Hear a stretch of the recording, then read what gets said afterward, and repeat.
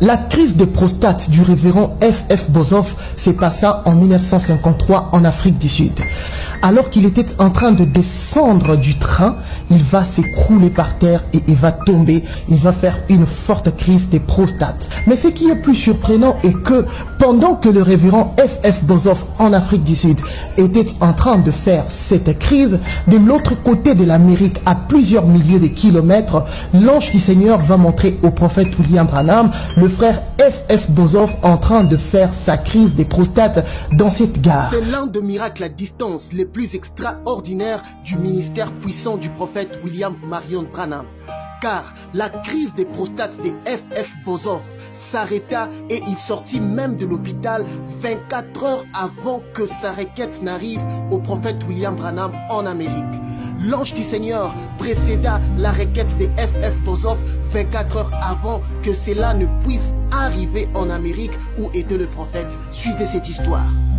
1953, le révérend F.F. Boshoff, âgé de 76 ans, va se décider cette fois-ci d'effectuer un voyage seul et personnel en Afrique du Sud sans le prophète William Marion Branham. Il avait accompagné le prophète déjà dans ces pays en 1951. F.F. Boshoff arrive à l'aéroport de New York. Il embarque dans l'avion pour un vol de plus de 40 heures avec plusieurs escales jusqu'en Afrique du Sud.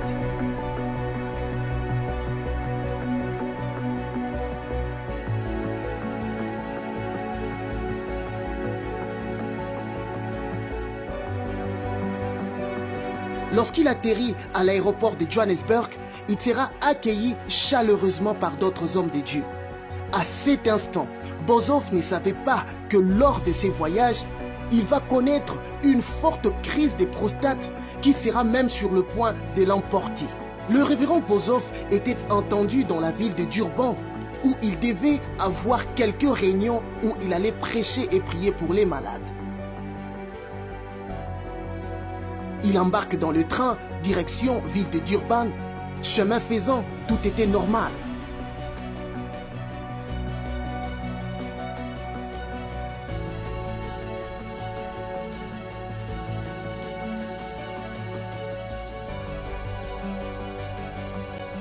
Ce qui va...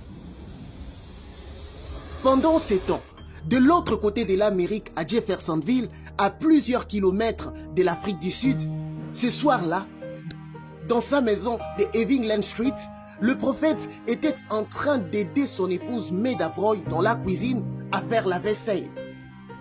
Puisqu'il voulait aider son épouse à changer d'atmosphère, vu qu'elle était de très mauvaise humeur la journée, elle ne faisait que pleurer. Toujours dans les soucis d'aider Meda, sa femme, à se détendre, le prophète William Branham va dire à sa femme qu'il devait un peu prendre de l'air. Il venait de passer une journée très chargée chez lui à la maison à cause de beaucoup de personnes malades qui étaient là afin qu'il puisse prier pour eux. Branham va la proposer de faire un tour en voiture un peu en dehors de la ville de Jeffersonville. Et Meda, son épouse, en sera très ravie de cette idée.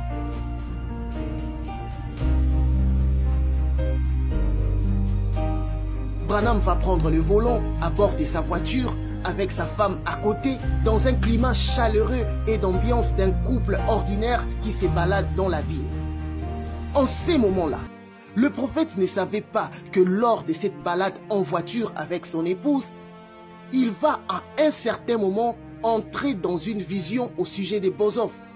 Une vision qui va le garder 5 minutes inconscient pendant qu'il serait même en train de conduire.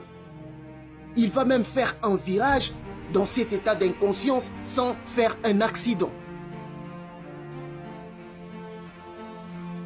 Au même moment, en Afrique du Sud, le train de Boshoff arrive enfin à destination de Durban.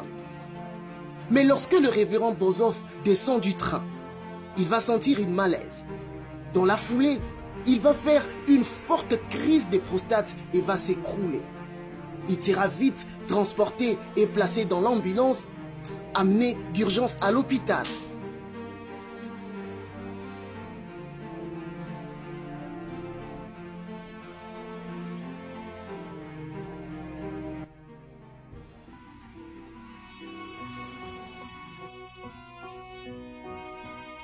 En ces moments-là, dans la salle de soins intensifs, Boshoff va se mettre à pleurer et à citer le nom de Branham. Les hommes de Dieu qui étaient là, ceux qui l'accompagnaient, vont décider d'écrire un télégramme au prophète William Branham pour lui annoncer l'état de son ami.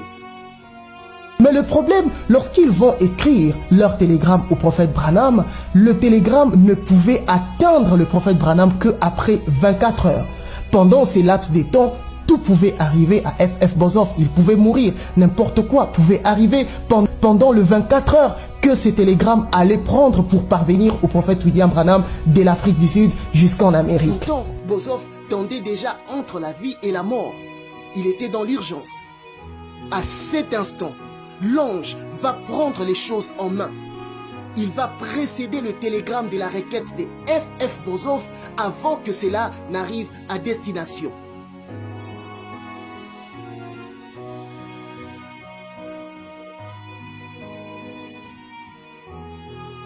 Pendant que le prophète Branham était en train de conduire son véhicule avec son épouse sur les rues de Jeffersonville, à un certain moment, il va voir sur le pare-brise de sa voiture apparaître le frère F.F. Boshoff qui était en train de marcher comme s'il était en train de s'approcher de lui. Jeffersonville. Pendant que Branham était en train de conduire sa voiture avec son épouse à côté, brusquement, il va rester figé, les yeux fixés sur le pare-brise. Il va voir en ces moments, comme un film, toute la scène de la crise de Boshoff jusqu'à l'hôpital, qui va défiler devant lui pendant 5 minutes. Branham va rester dans cet état d'inconscience, ne sachant même plus qu'il était en train de conduire. Il va même faire virage dans cet état de conscience alors qu'il voyait la vision de Boshoff, sans qu'il y ait un accident. Lorsqu'il va revenir à lui-même, son épouse Meda va s'étonner et va lui demander « Bill, mais tu es resté silencieux pendant 5 minutes, qu'est-ce qui se passe?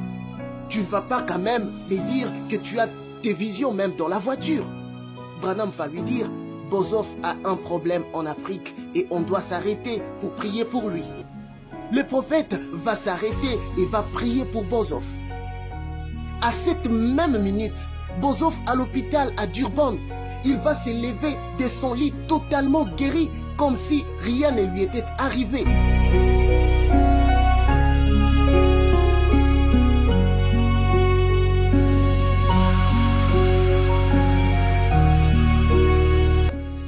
Il va même prêcher à sa réunion comme un jeune homme d'environ 30 ans.